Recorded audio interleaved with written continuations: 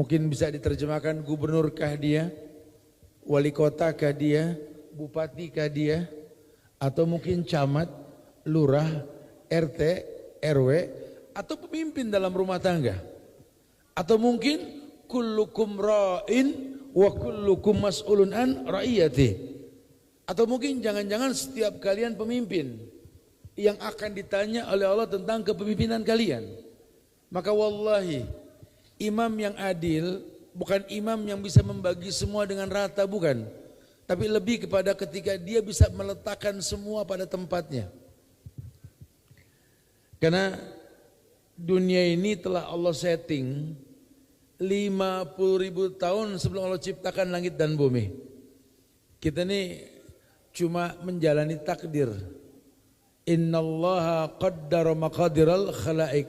Karena Allah telah tentukan takdir. Kita di atas takdir yang telah ditakdirkan.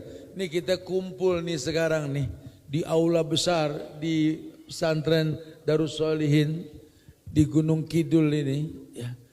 Ini bukan sesuatu yang tidak sengaja. Enggak pakai bahasa. Tadi saya ketemu sama Ustadz Muhammad Abdul Twaisikel di Semarang. Ketemu lagi enggak sengaja di sini, enggak ada begitu. Ini telah ditakdirkan sama Allah. Kapan terjadinya Allah yang Maha tahu, cuma kita beriman. Ini di atas takdir yang telah ditakdirkan. Maka kita kumpul sekarang ini izin Allah. Ya, bisa saja Allah gagalkan, bisa, tapi alhamdulillah nikmat yang mesti kita syukuri. Fa bi ayyi ala'i rabbikuma tukadziban. Nikmat Allah mana mesti kita dustai. Tadi dengar kabar kemarin hujan terus. Ini qadar Allah, sekarang enggak hujan, duduk bareng, belajar bareng kita. Oh, di sela-sela manusia masih mengalami masalah di luar, kita sudah duduk manis dengerin kajian. Dapat ilmu, dapat hadiah lagi. Sampai ada door prize mau dapat kambing tadi. Ini belum lagi hadiah-hadiah yang lain nih. Kita sih pengen menegakkan syariat. Karena kata Nabi, tahadu tahabu. Kalau memang pengen datang cinta di antara kita, jangan eman untuk saling memberi. Ini prinsip dalam dakwah nih. Ya. Jadi kalau kita pengen merasakan kenikmatan dalam agama, berpikirlah bagaimana memberi bukan mengambil. Mudah-mudahan mendatangkan kebaikan. Yang pertama, imamun adil. Orang yang betul-betul bisa memimpin. Mengerti bahwa ada sebuah peruntukan dalam kepemimpinan. Di mana agama telah sempurna. Jangan ditambah, jangan dikurang. Ada proses dalam penyampaian, iya. Cuma enggak mengurangi syariat. Al-yawma akmaltu lakum dinakum wa atmamtu alaikum ni'mati wa raditu lakumul Islam ad-dina. Itu Al-Maidah ayat 3, sering kita dengar Ustadz menyampaikan ayat itu. Untuk menginformasikan bahwa telah sempurna ini agama. Maka bentuk keadilan adalah ketika kita meletakkan semua pada tempatnya. Ini kita punya Nabi Muhammad sallallahu alaihi wasallam. Wallahi ini mengajarkan segalanya sama kita loh. Kita mau temuin di mana manusia seperti beliau yang bisa mengajarkan semua hal dalam kehidupan. Dari cara ibadah, sholat, syahadat, zakat, puasa, haji, maaf, sampai cara buang hajat pun diajarkan. Sampai cara buang hajat pun diajarkan. Ini allamakum nabiyukum kulla syai'atal hira'ah. Kalian diajarkan segalanya sama Nabi, semuanya. Sampai cara buang hajat pun diajarkan. Kita mau cari agama mana yang mengajarkan sampai cara buang hajat coba. Ya. Kita masuk kamar mandi, masuk kaki kiri, baca doa. Allahumma inni a'udzubika minal khubsi wal khaba'is. Enggak boleh jongkok, duduk, buang hajat, ngadep kiblat, betul. Enggak boleh baca-baca ayat, enggak boleh berlama-lama di WC. Keluar dari kamar mandi, kaki kanan kita baca apa? Gufronak. Artinya apa? Allahu alam. Gufronak. minta ampun sama Allah. Loh kenapa keluar kamar mandi minta ampun? Ngapain di kamar mandi ayo? Ya karena lupa Allah sesaat kita nggak boleh berzikir, betul? Tapi artinya agama ini sampai urusan begitu diajarin. Agama mana di dunia ini yang ngajarin sampai begitu coba? Makanya kalau ada orang Islam murtad kepincut sama misionaris, aneh. Apa yang dia mau ikuti? Apa yang dia bukan kebaikan dari agama lain? Wallahi, agama ini ajarkan segalanya. Sampai orang-orang kafir ini geleng pala, ini Nabi Muhammad ajarkan semuanya. Dan tidak ada satupun keburukan yang beliau sampaikan bertahan selama 14 abad. Ada orang baik mengajarkan kebaikan paling bertahan seumur hidup dia doang. 70, 60, 70 tahun. Nabi Muhammad 14 abad sudah yang beliau ajarkan tidak ada kesalahan sama sekali. Sadaqa Rasulullah sallallahu alaihi wasallam li'annahu shadiqul masduq. Benarlah beliau karena Allah benarkan beliau. Li'annahu la yantiqu anil hawa in huwa illa wahyu yuha. Karena beliau enggak pernah berkata kecuali wahyu. Ya. Masya Allah. Yang pertama, Allah akan muliakan imamun adil. Berarti ayo jadi pemimpin yang berilmu. Jadi pemimpin yang berilmu. Kalau Anda bukan presiden, Anda bukan raja, Anda bukan gubernur, Anda bukan wali kota, Anda bukan bupati, Anda bukan camat, Anda bukan lurah, RW atau RT, tapi Anda pemimpin buat diri Anda sendiri. Mulai berilmu dalam semua lini kehidupan supaya bisa dipertanggungjawabkan karena agama ajarkan semuanya. Yang kedua, kata Nabi, wasyabun nas'a fi ibadatillah. Yakni pemuda yang bersemangat dalam beribadah kepada Allah. Kenapa bahasanya pemuda, Ustaz? Kan orang tua lebih banyak yang hadir sekarang. Kenapa mesti anak muda? Kalau orang tua semangat dalam beragama wajar. Udah mau finishing, betul. Kalau bola sudah sudden death lah ya. Udah di ujung. Kalau ada orang tua masih bertingkah seperti orang yang tidak tua dalam bermaksiat, aneh. Ya, aneh sekali. Lawang di Quran saja diajarkan doa usia tua, usia 40 tahun ke atas itu. Di Al-Ahqaf ayat 15. Falamma balagu asyuddah wa balagu arba'ina sanatan qala rabbi auzi'ni an ashkura ni'mataka allati an'amta alayya wa ala walidayya wa na'mala salihan tardahu wa aslih li fi dhurriyyati tubtu ilaik wa inni minal muslimin. Orang-orang tua digiring sama Allah supaya sadar ketika sampai puncak umur wa balagu arba'ina sana, Allah sebut angkanya. Puncak umur 40 itu puncaknya umur. Nanti 41, 42 tuh mundur. 39, 38. Umur 50 kayak umur 30. Umur 60 kayak umur 20. Umur 70 kayak umur 10. Makanya orang-orang umur 70 kadang-kadang sama cucu berantem. Betul. Ya, cemburu sama mantu. Betul. Sering ribut sama mantu. Diem-dieman sama besan. Suka ngiri aja kalau anak lakinya ngasih bini. Kok mama nggak dikasih? Anak kecil 10 tahun cuma wujudnya orang tua. Jadi tolong kalau kita sudah punya orang tua, punya mertua 70 ya mbok yaolah ya. Siapkan maklum. Cuma memang kelihatannya aja dewasa padahal anak-anak. Ya. Puncaknya usia tuh 40. Tambah 41, 42 turun hakikatnya. Nabi sudah kasih bocoran. Produktivitas umat ini sittin wa sab'in. Umru ummati baina sittin wa sab'in. Umur umatku ini antara 60, 70. Ini yang ngomong Rasul. Kali kalau si Dudung yang ngomong kita nggak percaya kali ya. Ini karena yang ngomong si Rasul ya kita harus sami'na Usia umatku antara 60 dengan 70. Ya kalau tadi perhitungan 40 kan umur 60 kan kayak umur 20 tahun. Makanya kalau kita lihat sejarah Nabi, justru gozwahnya Rasul itu, perangnya Nabi usia 55 itu. Terjadi 28 kali perang Rasul itu. Makanya tolong yang sudah kepala 50, jangan suka pesimis. Kita di brainwash sama Belanda, umur 55 itu pensiun. Sehingga kalau orang sudah 50 sudah mulai pucat. 51, 52, 55 ngomong bareng batuk.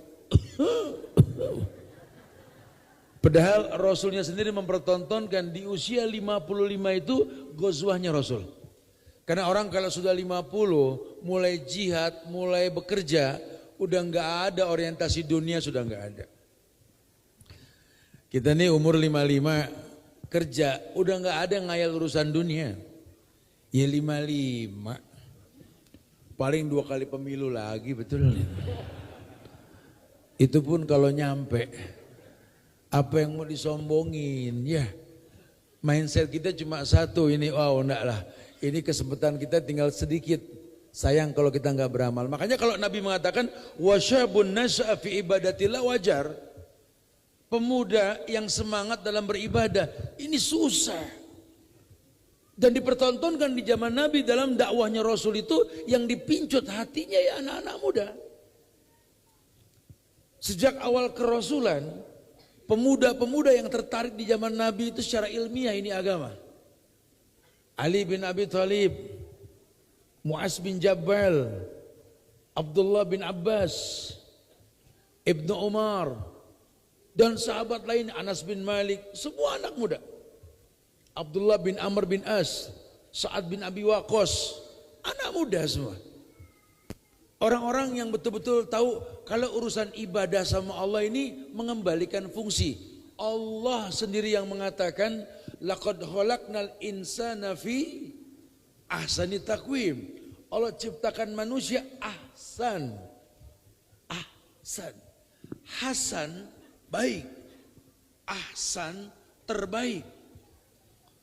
Jadi kalau Allah ciptakan manusia terbaik, padahal ada makhluk lain yang diciptakan sama peruntukannya untuk ibadah. Wa ma khalaqtul jinna wal insa illa liya'budun. Tidaklah aku ciptakan jin dan manusia kecuali untuk beribadah. Ya, jin juga tercipta untuk beribadah, tapi kata ahsan buat manusia. Tujuannya apa? Allah pengen manusia memberikan ahsanul ibadah, ibadah yang terbaik. Kapan ibadah dikatakan baik? Ketika sesuai dengan syariat. Makanya bahasa Quran amal soleh. Itu ibadah yang terbaik namanya amal soleh. Dan Allah menjanjikan, kata Allah di An-Nahl 97, man amila solihan min dzakarin aw unsa wa huwa mu'min falanuhyiyannahu hayatan thayyibah. Ada kehidupan yang baik yang Allah janjikan dia akan datang buat orang yang beramal soleh. Lakikah dia, perempuankah dia, asal dalam kondisi beriman. Kemungkinan ibadah yang terbaik ada di anak muda. Cuma kan kenyataan di depan mata kita ini, anak muda yang sedang repot dengan bentuk fisik, olahraga dan lain-lain, ini enggak mengembalikan kesehatannya untuk ibadah. Sholat subuh saya enggak tahu deh kalau di sini. Kalau saya tinggal di Jakarta Bogor, tiap sholat subuh ini yang penuh orang tua semua gitu. Yang udah enggak olahraga. Ini anak muda yang katanya nge-gym. Ini Tat, yang kanan nih 35 Tat. Yang kiri 30 ngangkat barbel. Kuat 35, 30 diangkat nih tangan. Ini kelopak mata enggak sekilo. Subuh enggak bisa keangkat. Sehat dari mana? Gitu. Bicara goes sepeda 50 km Ustaz. 40 km Ustaz. Dari mana Pak? Dari luar kota. Kuat. Tapi masjid depan rumah nggak nyampe gitu loh. Ini kuat apanya? Jangan-jangan olahraga cuma repot moto gitu. Bawa sepeda depan garasi foto. Keluar rumah foto. Masuk keluar pintu komplek depan satpam foto. Tukang somai lewat. Saya 15 tahun pakai sepeda nggak pernah foto gitu loh. Kita nih repot sama publikasi diri. Nggak tahu peruntukannya untuk apa gitu loh. Rugi. Nah anak-anak muda digiring. Yang bisa maksimal dalam berbuat baik, ibadah yang dimaksud ya anak muda. Khairuz zaman fi zamanil kitab. Sebaik-baik masa muda itu masa di mana kita tuh masa muda ketika kita masa belajar. Belajar di waktu muda seperti mengukir di atas batu. Belajar sudah tua nanti seperti menulis di atas air. Wallah. Kita kalau masih muda dulu ya umur 15 tahun ke bawah dengar ustadz nyampein hadis 2-3 hadis panjang kita bisa ulang tanpa catatan habis kajian. Ayat juga begitu. Gampang nangkep, gampang hafal. Cuma kalau udah kepala 5 kayak begini bukan gak mau nambah hafalan, kadang-kadang geser yang ada gitu loh. Hafalan 10 juz. Nambahin 5 juz. Kita masukin 5 juz, kegeser yang 5. Sama yang baru. Tapi kalau anak muda enggak, daya tangkapnya masih kuat. Makanya kalau ada anak muda bisa berbuat baik, wow sama Allah dipuji. Wasyabun nas'a fi ibadatillah. Ayo, anak muda harus tahu. Kau akan dilindungi oleh Allah di akhirat nanti ketika tak ada perlindungan. Kalau kau semangat dalam ibadah. Bagaimana ibadah bisa semangat? Karena tahu manfaat ibadah. Dulu waktu Nabi meninggal, umat itu menangis, sahabat menangis. Bukan menangisi takdir dengan wafatnya Rasul, bukan. Wahyu terhenti. Karena teknik dakwah Nabi itu kan penanaman akidah 13 tahun di Mekah. Ayat-ayat hukum turun di Madinah. Orang gak pernah ada yang komplain ketika turun ayat. Kenapa? Karena mereka siap untuk dibina dengan ayat. Kalau kita tahu cara belajar, kita akan menjadi orang yang gemar sekali menanti datangnya dalil. Sehingga ketika ada dalil yang disampaikan itu senang. Alhamdulillah tambah ilmu lagi gitu loh. Tapi kalau dia gak ngerti manfaat dalil yang disampaikan, kadang-kadang gerutu. Mendingan gak tahu gitu loh. Kalau tahu jadi bingung, ini nggak boleh, itu nggak boleh, aduh gitu ya. Padahal Allah pengenkan agama menjadi sebuah kemudahan, ad-dinu yusrun. Harusnya agama menjadi sebuah formula kau mendapatkan kebaikan. Yuridullah bikumul yusra, wala yuridullah bikumul usra. Allah pengen yang mudah, nggak pengen yang sulit. Diutus pada setiap umat seorang Rasul mengajarkan cara beribadah supaya kamu tahu ibadah ini ringan dan gampang. Makanya aneh kalau sampai ada orang malas sholat tuh aneh. Padahal Nabi bilang sama Bilal, Bilal ij'al sholataka rohatan lak. Bilal jadikan sholatmu itu istirahatmu. Ulama sering mengatakan ij'al sholataka tamasyatan lak. Jadikan sholatmu tamasya hatimu. Makanya ada penekanan sama Nabi tentang masalah intizar. Menanti azan dikumandangkan. Ada pahala. Karena memang buat orang yang suka dengan ibadah, menanti ibadah itu sangat mengasihkan.